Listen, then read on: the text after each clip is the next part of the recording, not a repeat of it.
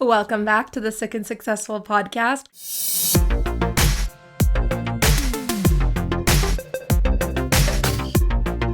I recently lost around $30,000, and that is what we're going to talk about in today's episode. We're going to talk about firing toxic clients. Again, a topic that I feel like isn't shared about very much and that I'm going to share with you authentically, truly, and without naming names or companies, despite wanting to. I recently was in a situation where our company put in a lot of work to fill out an RFP. If you don't know what that means, it is a request for proposal, meaning we put together essentially a quote, a proposal for a company that was looking for our services. It's services that we are phenomenal at, that I am very confident at, and I knew we could do really well. We beat out a few other companies, many other companies, and we won.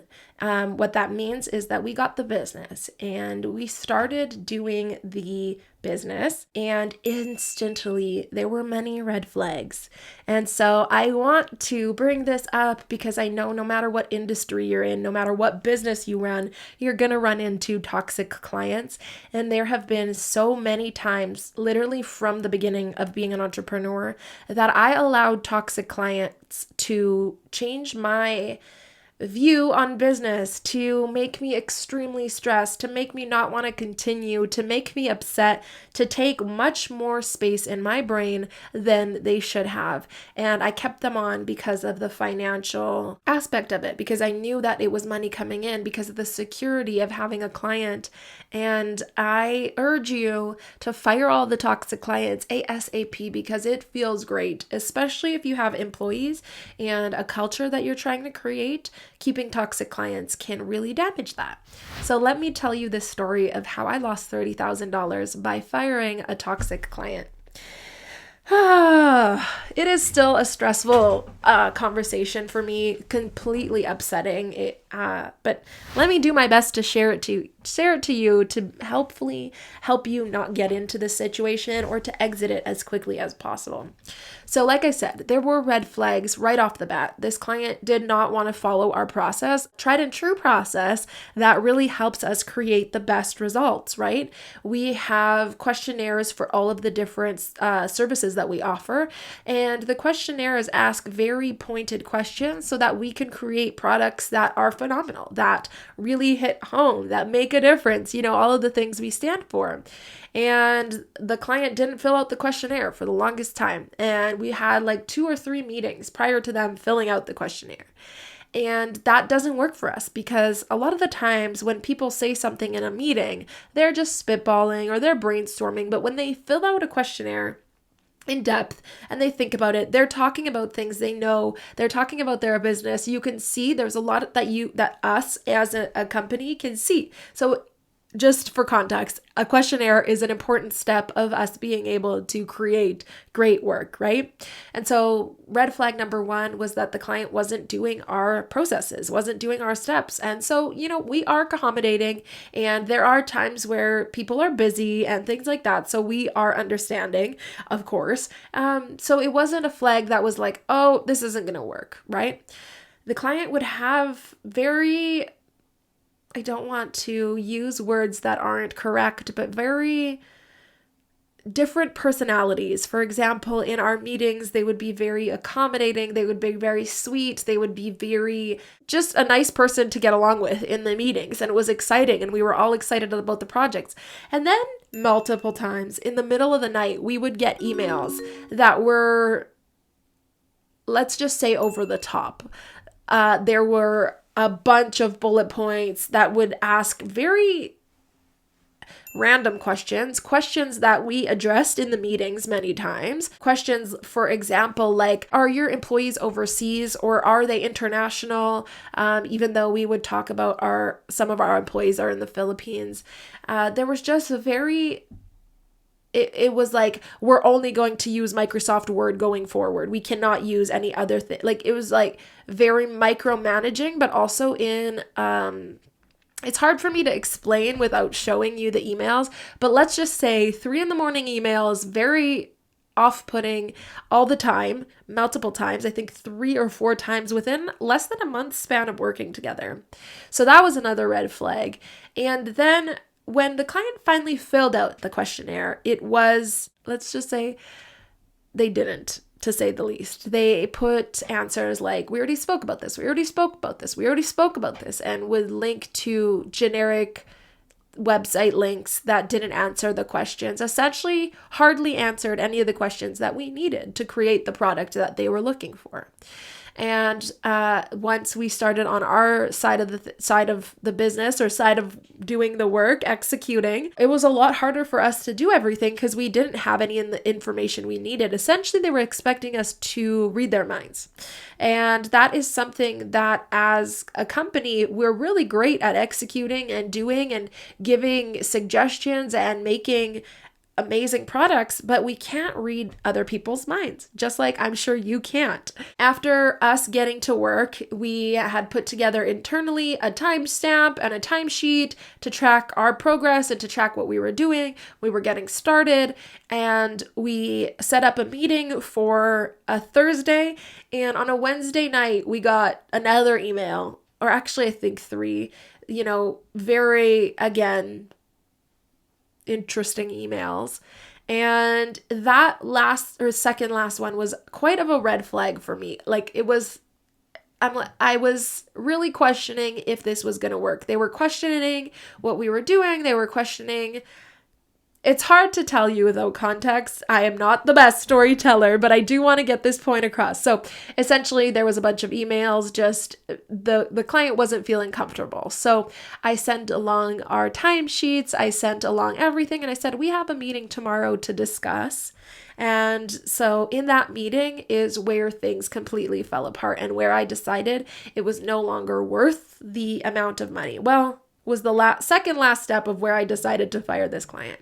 We had a meeting, and we were showing where we were at. We were getting approvals for things to move forward. And because we didn't have the information we needed, I put together a really quick mock-up of the thing we were creating to get a sense of what the client really wanted, and to get their feelings on different things, and to get kind of like a reaction to know what direction we were supposed to head. Because again, like I said, we had no roadmap of what they wanted us to create.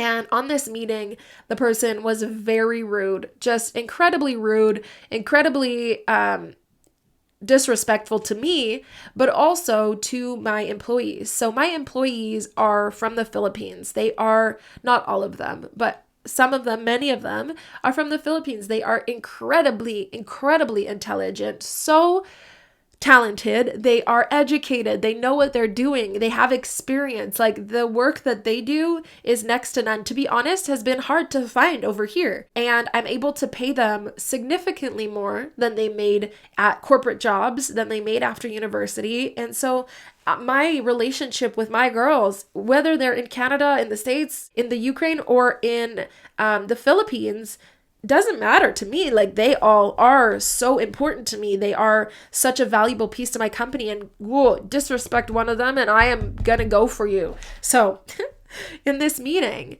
one of my girls was talking. The person was literally giving attitude, rolling their eyes, just completely would shift anytime either of my employees from the Philippines would talk. And then they had the audacity to say, I don't know what you just said. Like, literally like that. That was the tone. I don't know what you just said.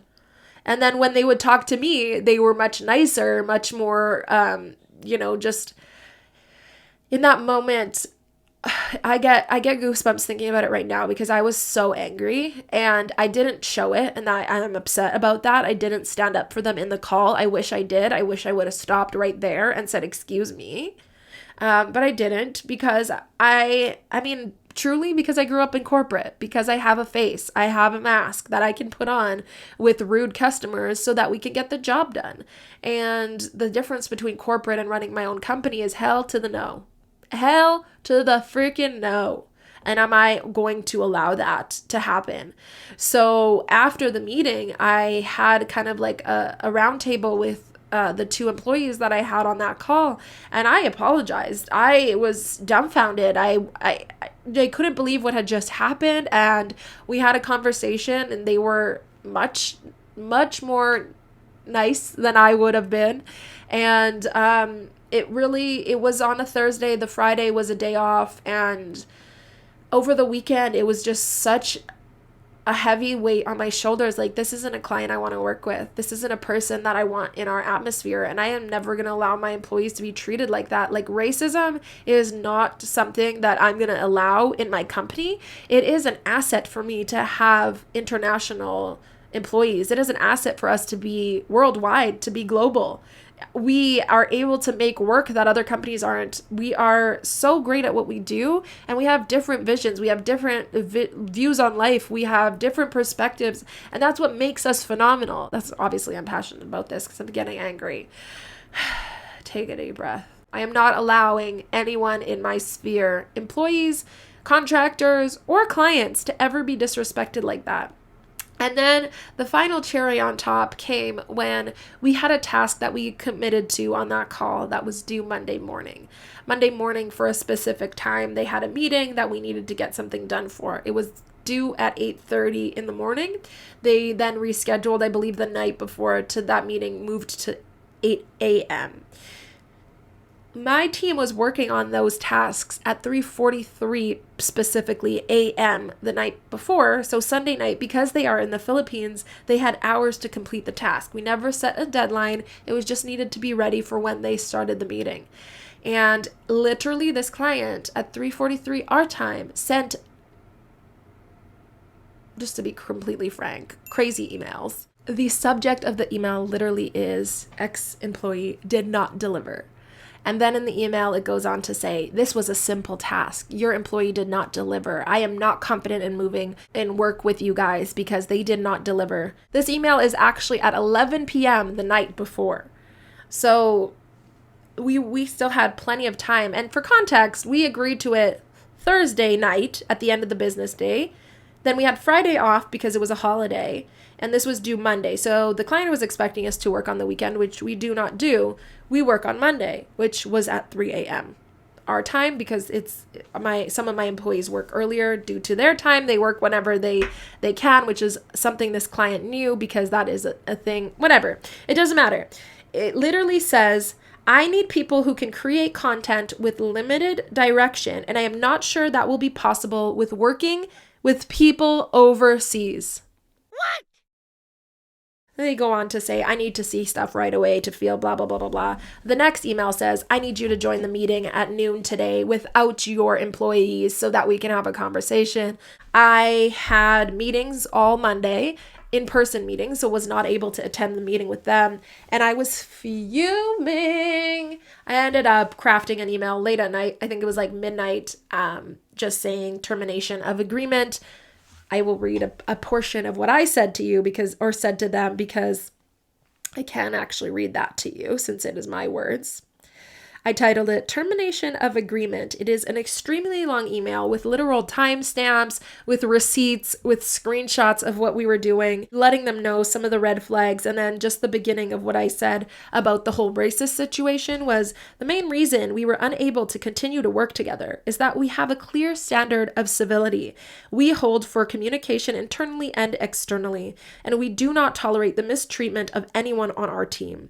This is an inclusive work environment, and it is important to us that all of our team members are respected at all times. Yeah. And then I continued going on about some red flags where he mentioned that just because my team was international, they would not be able to execute. It infuriates me. So I've done my best to not name the person, not name the company, not even name their pronouns, because I don't want this to be like about them. I really want this to be kind of an episode about two things. Never stand for that kind of treatment and speak up. I regret not speaking up on that initial call. I regret not calling them out sooner, but I am really proud of doing it despite losing $30,000. That is a big chunk of change. It would have made a big difference in our business where we're at right now. It could have really helped a lot of things. It would have helped propel us. It was a great opportunity. They have great connections. They are really successful in what they do. So even making this podcast doesn't make me feel great. But I want you to know as a listener, especially as a listener who's sick and successful, that standing up for yourself honestly always feels better. And by firing toxic clients, no matter what the dollar amount attached to it is going to, number one, help you protect your health and your mental health. And number two, make you open up a door for more income. When you make the initiative to take away that toxicity, that person that is taking up so much of your brain space, so much of your stress, you're opening up the door to more aligned clients, to more opportunities, to more things. It's almost like a test from the universe, right? The amount of stress and anger and anxiety and just unsettledness that me and my leadership team was feeling about this client, never mind my employees, was overwhelming. You should have seen us after that email was sent. Like the following day, actually, because the email was sent on Monday night, we have weekly meetings on Tuesdays. We were so excited, so overjoyed, and closed 2 new massive clients. So it really is important that even if you're like, a story back into when I was doing fitness coaching and I was like charging next to nothing, charging literally actually nothing, $50 a month for weekly check-ins, it was nuts. I had a client who would message me a bajillion times a day, and it was so much. They were so toxic. They didn't respect boundaries. It took up so much space in my brain that I wasn't able to grow the business, and I didn't want to do it anymore.